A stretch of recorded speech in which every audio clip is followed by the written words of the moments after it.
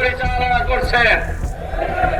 আপনারা লক্ষ্য করেছেন এই গণহত্যার লক্ষ্যবস্তুতে পরিণত হয়েছে নারী এবং শিশুরা। এই গণহত্যার লক্ষ্যবস্তুতে পরিণত হয়েছে ফিলিস্তিনের সাধারণ জনগণ।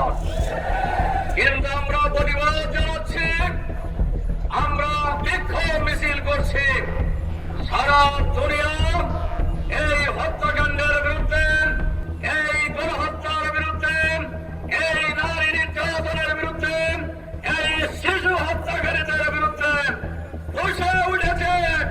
সর্বশেষ আপনারা লক্ষ্য করেছেন গতকাল যে ত্রাণবাহী জাহাজে নৃশংসভাবে হামলা পরিচালনা করা হয়েছে।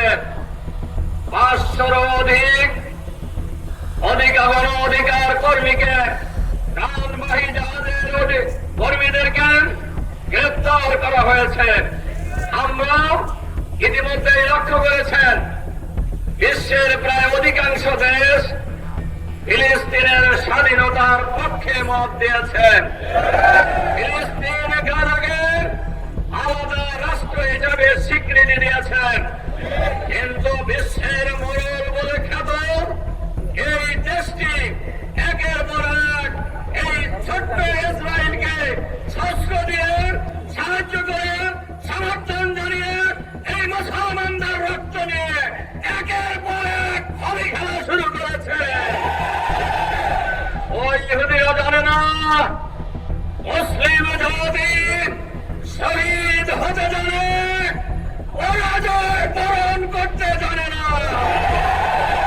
বিশ্বাস করি শহীদের রক্তের বিনিময়ে ফিলিস্তিন স্বাধীন হবে। জাতিসংঘ সহ এই সকল দেশবাসীকে আহ্বান জানাতে চাই, অবিলম্বে ইসরায়েলের হাতকে গুটিয়ে নিতে বাধ্য করুন। অবিলম্বে ফিলিস্তিন এবং গাজায় যে দখল করা হয়েছে এই দখল মুক্ত করতে হবে। 500-র অধিক এই ত্রাণবাহী জাহাজের কর্মীদেরকে অবিলম্বে মুক্তি দিতে হবে।